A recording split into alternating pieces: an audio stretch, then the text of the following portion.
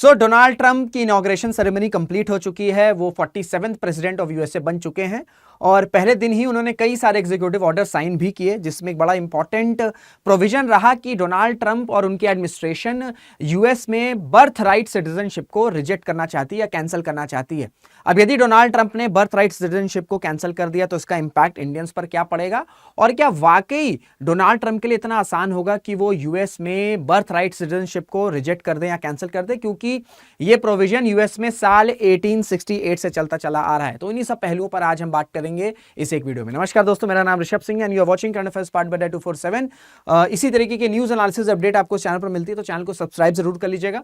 So Donald Trump moves to end birth right citizenship, how will it impact Indians. जैसे मैंने आपको बताया कि कई सारे इन्होंने प्रोविजन साइन किए पहले दिन ही, कई सारे एग्जीक्यूटिव ऑर्डर्स, जैसे कि इकोनॉमी पे क्या स्टांस रहने वाला है, इन्फ्लेशन को कैसे कम करना है, टिकटॉक बैन पर भी इन्होंने एग्जीक्यूटिव ऑर्डर साइन किया है। उन्होंने कहा है कि बैन को अभी 75 दिनों के लिए पॉज किया जाएगा। फिर WHO से विड्रॉ करने की भी बात करी गई है, जिस पर बड़ा कंसर्न भी चल रहा है। और इसमें एक और इंपॉर्टेंट एग्जीक्यूटिव ऑर्डर वो है कि इन्होंने बर्थ राइट सिटीजनशिप ये यूएस में खत्म करना चाहते हैं।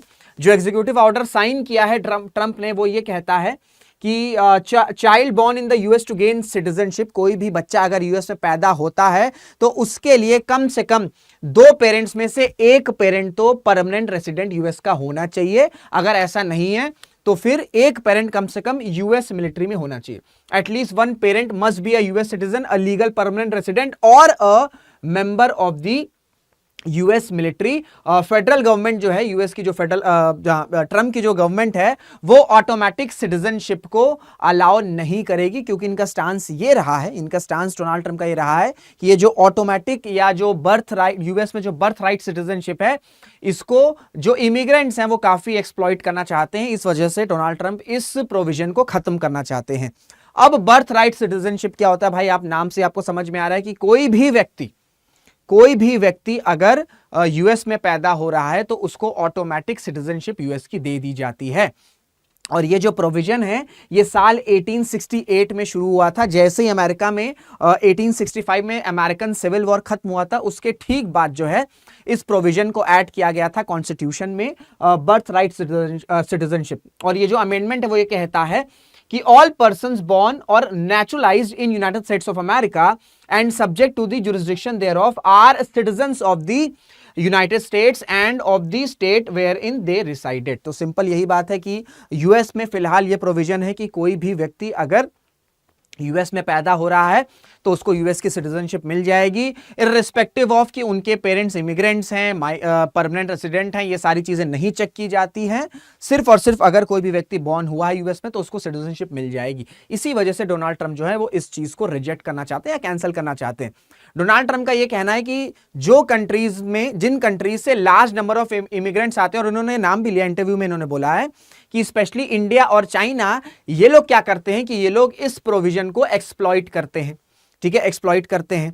इस वजह से ये एक्सप्लॉइटेशन ना हो सके, जो इमिग्रेंट्स हैं वो यहां आके बच्चे ना पैदा करें और उनको सिटीजनशिप ना मिले, इस वजह से ये यूएस सिटीजनशिप को रिजेक्ट करना चाहते हैं या कैंसिल करना चाहते हैं।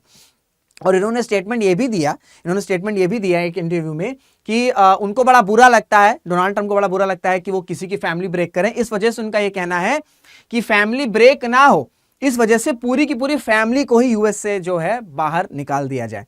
तो ये स्टेटमेंट पूछा गया था, क्वेश्चन पूछा गया था कि अगर हम यूएस में बर्थ राइट सिटीजनशिप को कैंसिल कर देंगे तो फैमिली जो है वो ब्रेक हो सकती है, टूट सकती है।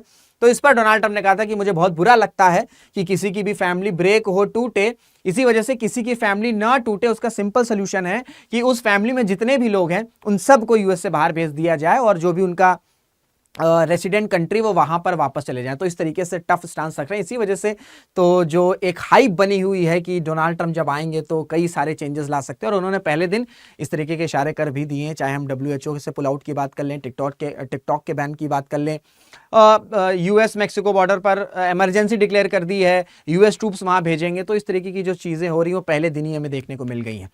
तो बर्थ राइट सिटीजनशिप क्या है, इसको रिजेक्ट करना, इसको कैंसिल करना चाहते हैं डोनाल्ड ट्रंप, ये तो समझ में आ गया क्या। लेकिन इतना आसान होगा? क्योंकि ये प्रोविजन यूएस में साल 1868 से चलता चला आ रहा है। तो सबसे पहली बात तो यह है कि यदि डोनाल्ड ट्रंप के एडमिनिस्ट्रेशन को बर्थ राइट सिटीजनशिप को कैंसिल करना है तो इसके लिए यूएस में जो कॉन्स्टिट्यूशन है उसको अमेंड करना पड़ेगा। ठीक है, अब अगर हम कॉन्स्टिट्यूशनल अमेंडमेंट की बात करें यूएस कॉन्स्टिट्यूशन में, उसके लिए 2/3 मेजोरिटी जरूरत पड़ती है। ठीक है, 2/3 मेजोरिटी की जरूरत पड़ती है अगर यूएस में कॉन्स्टिट्यूशन को अमेंड करना है। जैसे इंडिया में कॉन्स्टिट्यूशनल अमेंडमेंट का रिक्वायरमेंट होता है, स्पेशल मेजोरिटी होती है, इसी तरीके से यहां पर 2/3 मेजोरिटी की रिक्वायरमेंट होती है हाउस में और सेनेट दोनों। ठीक है, हाउस में भी सेनेट में भी दोनों। इसके बाद जब हाउस और सेनेट में सपोज करिए पास हो भी गया, ये प्रपोजल पास हो गया कि भाई यूएस में बर्थ राइट सिटीजनशिप को जो है कैंसिल करना है, उसके बाद ये प्रपोजल कहां जाएगा? उसके बाद ये प्रपोजल जाएगा स्टेट्स के पास। 50 स्टेट्स हैं यूएस में, उसमें कम से कम 3/4 स्टेट्स, ठीक है, कम से कम 3/4 स्टेट जो है उनको भी इस प्रोविजन को रैटिफाई करना होगा, तब जाकर जो है ये यूएस का कॉन्स्टिट्यूशन अमेंड होगा। ठीक है, ये यूएस का कॉन्स्टिट्यूशन अमेंड होगा। और अभी मैं अगर आपको नंबर्स की बात बताऊं तो अगर हम हाउस की बात करें, अब पहले हम सेनेट की बात करते हैं। सेनेट की बात करें तो डेमोक्रेट्स जो हैं उनके पास 47 सीट्स हैं, रिपब्लिकन्स के पास 53 सीट्स हैं। हाउस में आए तो डेमोक्रेट्स के पास 215 सीट्स हैं और रिपब्लिकन्स के पास 220 सीट्स हैं। तो ऐसा कोई बहुत वास्ट डिफरेंस नहीं है सीटों में कि डेमोक्रेट्स के पास बहुत ही कम सीट्स हैं और रिपब्लिकन्स के पास बहुत ही ज्यादा सीट्स हैं। तो इस वजह से पहली बात तो सेनेट और हाउस से ही पास कराना विद आपका 2/3 मेजोरिटी, यही काफी ज्यादा मुश्किल पड़ेगा। और अगर सपोज करते हैं कि चलो सेनेट और हाउस से इन्होंने पास करा भी लिया, तो फिर कई सारे स्टेट्स में क्या होता है, जो रैटिफिकेशन के लिए जब ये प्रपोजल जाएगा तो कई सारे स्टेट्स में ये जो आपके इमिग्रेंट्स हैं, जैसे सपोज करो इंडियन इमिग्रेंट्स हो गए या चाइनीज इमिग्रेंट्स हो गए, इनके बच्चे जो है पैदा हुए, उनको यूएस की सिटीजनशिप मिल गई, तो वो एक वोट बैंक भी रहते हैं उस स्टेट में, क्योंकि यहां पर तो स्टेट वाइज सारी चीजें चलती हैं। तो कई स्टेट्स इसे पास भी कर सकते हैं, कई स्टेट इसे रिजेक्ट भी कर सकते हैं। तो ऑलरेडी सेनेट और हाउस से पास कराना नहीं मुश्किल है, चलो उसको किसी तरीके से पास भी करा दिया डोनाल्ड ट्रंप ने। फिर स्टेट्स की रैटिफिकेशन लेना भी काफी ज्यादा मुश्किल है। चलो मान लिया कि स्टेट्स की रैटिफिकेशन भी ट्रंप के एडमिनिस्ट्रेशन ने ले ली, लेकिन जो कोर्ट का स्टांस रहा है, जो यूएस में सुप्रीम कोर्ट का स्टांस रहा है, हिस्टोरिकली यूएस के बर्थ राइट सिटीजनशिप को यूएस की सुप्रीम कोर्ट ने अपहेल्ड किया है। स्पेशली 1898 में केस आया था आपका United States versus Wong Kim Ark, जिसके तहत कोर्ट ने रूल किया था that a child born in the US to non citizen parents was still a US citizen. तो सिर्फ एडमिनिस्ट्रेशन का ये मन है या इनका ये प्रपोजल है कि बर्थ राइट सिटीजनशिप को रिजेक्ट कर दिया जाए, कैंसिल कर दिया जाए, वो उससे कुछ नहीं होगा। जो लीगल चैलेंजेस है वो काफी ज्यादा है। लेकिन अब हम मानते हैं कि चलो डोनाल्ड ट्रंप पावर में, भैया वो कुछ भी कर सकते हैं। अभी तो हाइप यही बनी हुई है कि डोनाल्ड ट्रंप लिटरली आज की डेट में कुछ भी कर सकते हैं, काफी ज्यादा एग्जैजरेशन हो चुका है। मान लिया कि चलो इन्होंने पास करा दिया, हाउस से भी पास हो गया, सेनेट से भी पास हो गया, 3/4 रैटिफिकेशन भी मिल गई स्टेट से, एंड यूएस की सुप्रीम कोर्ट ने भी भाई इस प्रपोजल को अपहेल्ड कर दिया, यूएस में कॉन्स्टिट्यूशनल अमेंडमेंट हो गया और birth right citizenship reject cancel हो गई। लेट्स सपोज इट, ठीक है। अब क्या इसका इंपैक्ट भारतीयों पर पड़ेगा? बिल्कुल पड़ेगा। जो ऑफिशियल डेटा है उसके अकॉर्डिंग हम बात करें तो अमेरिका में 2024 में 5.4 मिलियन यानी कि 54 लाख इंडियंस जो हैं उनकी पॉपुलेशन है, 54 लाख, जो कि 1.47% बनाती है यूएस पॉपुलेशन में। इसमें से ये जो 54 लाख जनता है, इंडियन जो पॉपुलेशन है, इसमें से 2/3 ऐसे हैं जो कि इमिग्रेंट्स हैं, ठीक है, जो कि इमिग्रेंट्स हैं, और बाकी जो 34% है वो यूएस बॉर्न है। यानी कि 2/3 इमिग्रेंट्स ऐसे हैं जिनके बच्चों को यूएस की सिटीजनशिप मिली हुई है, जो इंडियन इमिग्रेंट्स हैं, यानी कि उनके बच्चे यूएस में पैदा हुए, उनको सिटीजनशिप मिल गई, लेकिन उनके पेरेंट्स परमानेंट रेसिडेंट यूएस के नहीं रहे हैं। और सिर्फ 34% वो नंबर है जिसके तहत बच्चे को यूएस की सिटीजनशिप मिली है, क्योंकि वो यहां पे पैदा हुआ है और उसके पेरेंट्स भी यूएस के ही सिटीजन रहे हैं। क्लियर हो गया? तो बिल्कुल इंपैक्ट करेगा, इंडिया को भी इंपैक्ट करेगा और चाइना को भी इंपैक्ट करेगा। क्योंकि अगर मैं H1B वीजा प्रोग्राम की बात करूं तो सबसे ज्यादा इस प्रोग्राम का बेनिफिट इंडियंस को होता है 65 से 70%, और उसके बाद 13 से 15% जो बेनिफिट है वो किसको मिलता है? चाइना को मिलता है, या जो चाइनीज सिटीजन उनको मिलता है। तो चाइना और इंडिया दोनों पर इंपैक्ट पड़ेगा, लेकिन इंडियंस को काफी ज्यादा इंपैक्ट पड़ सकता है कंपेयर टू चाइनीज। अब इंपैक्ट तो पड़ेगा, क्या इंपैक्ट पड़ेगा ये भी जान लीजिए। सबसे पहली बात तो है भैया कि ऑटोमेटिक सिटीजनशिप का प्रोविजन ही कैंसिल, अगर आप पैदा हो रहे हैं, आपके पेरेंट्स इमिग्रेंट्स हैं, तो आपको सिटीजनशिप ऑटोमेटिक नहीं मिलेगी। पहले क्या होता था, आप पैदा हो गए, इमिग्रेंट्स, आपके पेरेंट्स इमिग्रेंट्स हैं, नहीं हैं, परमानेंट रेसिडेंट्स हैं, नहीं, इससे कोई मतलब नहीं है। अगर आप पैदा हो गए हैं, आपको यूएस की सिटीजनशिप मिल जाएगी। बहुत आसान प्रोसेस होता था। ये जो ऑटोमेटिक सिटीजनशिप है, ये खत्म हो जाएगा। अब जब ऑटोमेटिक सिटीजनशिप नहीं मिल रहा है, तो भैया ग्रीन कार्ड के लिए जो ग्रीन कार्ड होल्डर्स हैं, इनकी वेटिंग लाइन और बढ़ जाएगी, वेटिंग टाइम भी बढ़ जाएगा, ड्यूरेशन बढ़ जाएगा। ठीक है, फैमिली के रीयूनिफिकेशन पर भी इंपैक्ट पड़ेगा। क्या प्रोविजन है यूएस में कि जो भी व्यक्ति यूएस में बॉर्न हुआ है और अगर उसके पेरेंट्स इमिग्रेंट्स हैं, ठीक है, तो एक इमिग्रेंट्स का एक टाइम होता है, वर्किंग वीजा होता है, जो भी होता है, वो फिर वापस चले जाते हैं। तो ये प्रोविजन है यूएस में कि कोई भी बच्चा यूएस में पैदा हुआ है, उसके पेरेंट्स इमिग्रेंट्स हैं, तो जब वो बच्चा 21 साल का होगा, ठीक है, जब वो बच्चा 21 साल का होगा, तो वो अपने पेरेंट्स को यूएस में बुला सकता है।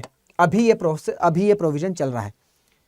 ठीक है, कोई बच्चा पैदा हुआ, उसके पेरेंट्स इमिग्रेंट्स हैं, उनको शायद उनका जो भी वीजा है वो एक्सपायर हो गया, उनको वापस अपने देश जाना पड़ा, लेकिन ये बच्चा क्योंकि इसके पास यूएस सिटीजनशिप है, अगर ये रह सकता है तो यहां पे रहेगा, और इसके पास ये प्रोविजन है कि जब वो 21 साल का होगा तो अपने फैमिली मेंबर्स को बुला सकता है। तो ऐसे में अगर ये प्रोविजन हट जाएगा बर्थ राइट सिटीजनशिप का, तो जो फैमिली यूनिफिकेशन है, ठीक है, जो फैमिली रीयूनिफिकेशन है, ये इस पर इंपैक्ट पड़ेगा, क्योंकि वो बच्चे के पास सिटीजनशिप नहीं है, तो फिर वो अपने पेरेंट्स को क्या ही बुलाएगा, या अपने फैमिली मेंबर्स को क्या ही बुलाएगा, तो इस पर इंपैक्ट पड़ सकता है। एक बड़ा इंपॉर्टेंट टर्म है यूएस में, बड़ा कैटेगोरिकली इसे यूज किया जाता है, एंड वो टर्म है birth tourism. What do mean by birth tourism? Birth tourism का सिंपल सा मतलब यह है कि एक प्रोसेस, एक प्रोविजन फॉलो किया जाता है कि दुनिया भर में तो नहीं, लेकिन कई ऐसे देश हैं जो क्या करती हैं, वहां पे महिलाएं क्या करती हैं, जब उन्हें पता है कि वो प्रेग्नेंट है, तो वो डिलीवरी जाके या बर्थ जो है वो यूएस में जाके देती हैं।